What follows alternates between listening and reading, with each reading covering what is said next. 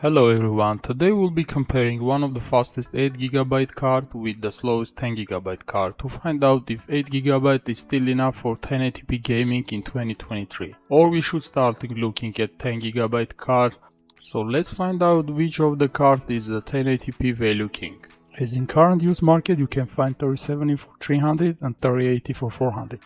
And based on today's results we'll see what are the bottlenecks in the card memory capacity or the GPU die performance. And based on that we'll decide what will be our next card for testing: 2080 Ti with similar GPU performance but higher memory capacity, or 3060 Ti with same memory size but slower performance, or 6700 XT with slower performance but even more memory size. But before going further, let's divide what is the ValueKing title in my understanding. So let's take an example: Cyberpunk game. This game price is fixed and doesn't change depending on your PC specification. For example, if I have 4090 and another gamer has 1070, and in order to play the game we both paying the same price, but we are getting completely different experience from the game. As an example, on the left side is a 1080p owner that cannot use the ray tracing, and the right side 4090 owner with higher resolution, maxed out settings and ray tracing. For a more clear picture, let's go back to 80s and 90s when not every car had AC in it, and it was sold as an option, so you and your neighbor is buying same car but with different engines, and you choose the car with the smaller engine, but the dealer doesn't give you an option to choose if car will be equipped with the AC or not. So both cars have been sold with the AC, but due to the fact that your car has smaller engine, cannot use AC in most cases. When engine is under load, like when going uphill or have 5 passengers in the car, or going in the high RPM in some hot weather, and so on, as the AC generates extra load on engine and eventually engine start overheating. But you both paid for the AC as there were no option to skip it by knowing that you won't be able to use it in your car most of the time and save some money.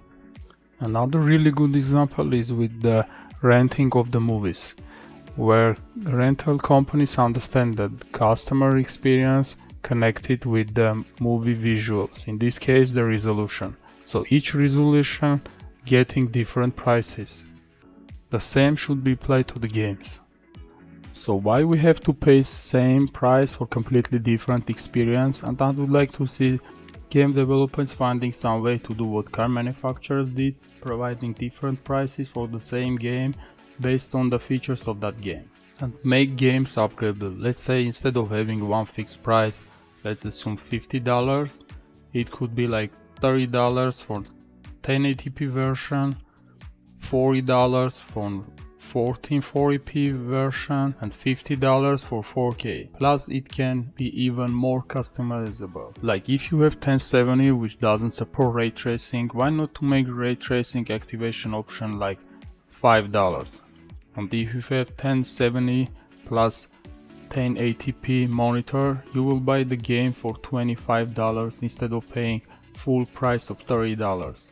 And for example, you sometime later decided to upgrade your GPU to 3070 and want to upgrade your game to match the new GPU performance. So you just paying the difference between the version you have and the version you want to upgrade. For example, 1080p no ray tracing before was costing $25, now you want to upgrade to 1440p which cost with ray tracing $40. So you are paying just the difference of $15 and having the game which is capable to handle your card. So in simple words, make like buying cars, paying extra for each trim and also paying separate for each option instead of paying full price for the features which you won't be able to use or just don't need, as there is some people who don't like ray tracing look. Now let's go back to our reality when game prices are the same, doesn't matter what visual settings you are going to use. And let's define what is the ValueKing title for selected resolution. So in my understanding, ValueKing is the cheapest GPU which will allow gamers to maximize their investment in terms of money spent on the game and use that game with the maximum settings. In my case, before 3080 I had a 1070, and when Cyberpunk was released I didn't go the game until I upgraded my GPU to the 3080, and only after restarting playing the game on max settings and 1440p. So if 3070 will generate enough frames to have enjoyable gameplay on maxed out settings on 1080p resolution, it will become current ValueKing. And next text will be 3060 Ti, as it's the third fastest 8GB card, and if that failed to generate enough frames, 3070 will remain the ValueKing until some new games will be released or some new cards will come to the market. So why I choose 3070 for our comparison, as it is just 7% slower from the fastest 8GB card, which is 3070 Ti, at the same time being around 15 to 20% cheaper. Also in close future, new 4060 Ti will be launched, which according to rumors is going to have 8GB DDR6 memory and maybe 7600 XT, which also might have 8GB memory. So these are pretty much all contenders to become new king of 8GB card, but not by big margin. So by today testing, we should have more or less clear understanding about 1080p gaming future with 8GB card. To select which game we will be testing today, let's go to Tech Power Up website and see which games in their benchmark has the lowest average frames in 1080p gaming for 3070 Ti, and make a spreadsheet. And if you know another demanding game which is not available in the Tech Power Up list, let me know and I will update my list. Now as I create a spreadsheet with all data, let's add the IGN rating score, which we'll use to filter even more and narrow list of the games selected for today testing. And if you have better alternatives to IGN rating, please let me know in the comments. So I sorted the game based on the frames from lowest to the highest and excluded the games which was released before 2022, except Cyberpunk, which was released ahead of its time and can be said that only in 2022 became normal playable game after several patches. I also excluded games with below 8 IGN rating for initial testing, and later maybe I will lower that threshold till rating 6, as higher the rating, more people play in that games. So current list of games for today testing is the following: Cyberpunk is the highest demanding game, A Plague Tale of Requiem, God of War and Elden Ring.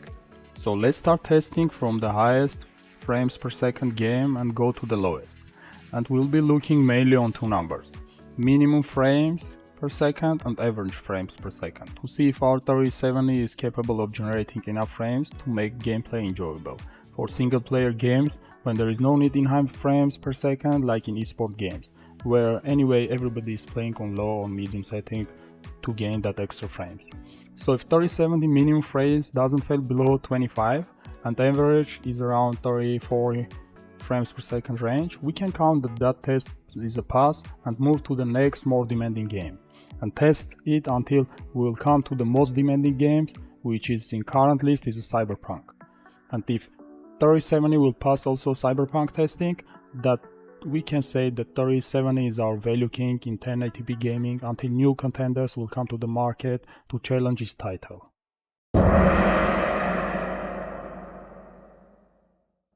Round 1. Fight!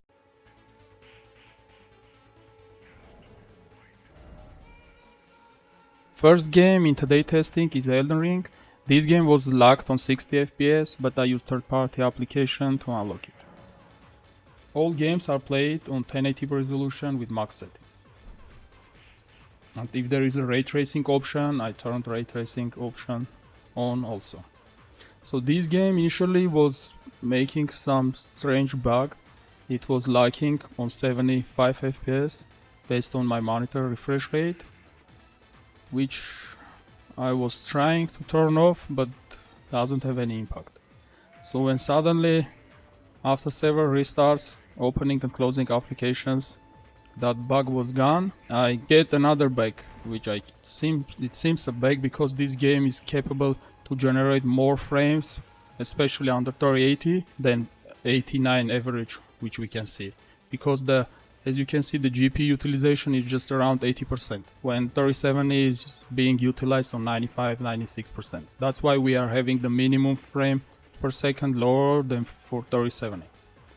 But anyway, as I said, it's not the comparison testing, we just need to have understanding if 3070 is generating enough frames to be counted as a pass and move to the next one. and 3080 just for comparison, to see if it won't generate enough frames and 3080 will generate enough frames, then we'll put the pass mark against 3089. But in this case, it's 3070 generating more than enough frames, so we are moving.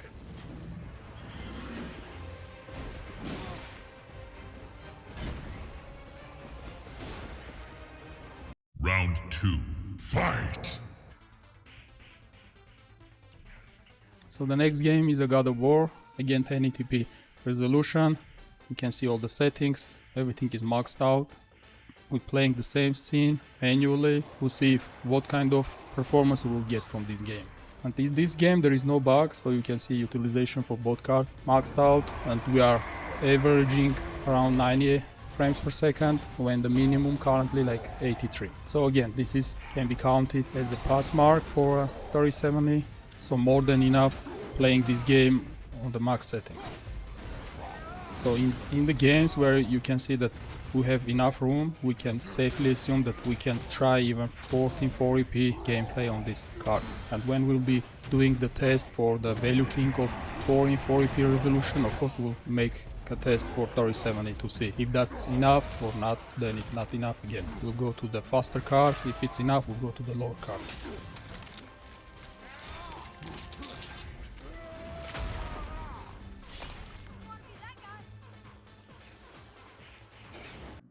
Round 3.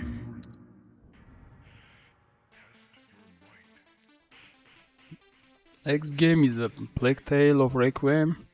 Very beautiful game. Maybe at this moment one of the best looking games in the market. Again, we are playing on 1080p settings, maxed out, and we'll see what performance we will have. So again, manually played. I just try to load some demanding scenes and play that scenes. This is the middle of the game. So we can see that in this scene both cards not being utilized fully. So I can assume that in this game the CPU which I was using is a 5950X Ryzen 9. Could be some bottleneck for the performance. Get this scene, we saw that 3070 was being utilized fully when 3080 still have some 10-15% left from 100% utilization. But both games are very smooth. The minimum for 3070 was 42, when average by the end of the game was 70. So again, both these games we can easily count as a pass. For 3070 there is no need to upgrade your card to enjoy 1080p gaming maxed out settings. But again, in 4040p gaming, as we see that there is a room like around 15 FPS from minimum frames per second, we can also assume that it will worth testing in 4040p to see if that minimum will be still above 2425 or below, and we will need faster card. So in that case we can test 3070 Ti, and if that won't be enough fast, then go to the 3080. Final round. Fight!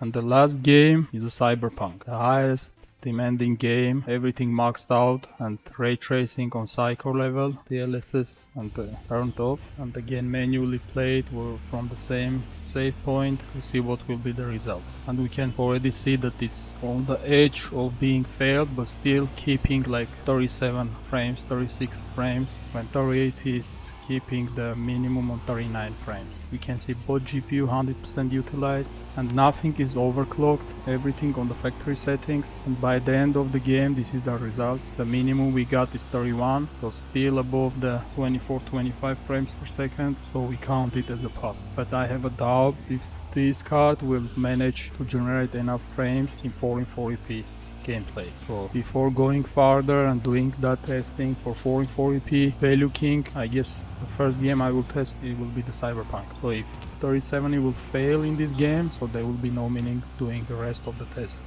and we'll need the faster card. So if 3080 will pass that test, maybe we'll do 3070 Ti. Finish him! You are the king of the hill. So by the end of today's testing, we can give the new title of being a 1080p value king to 3070.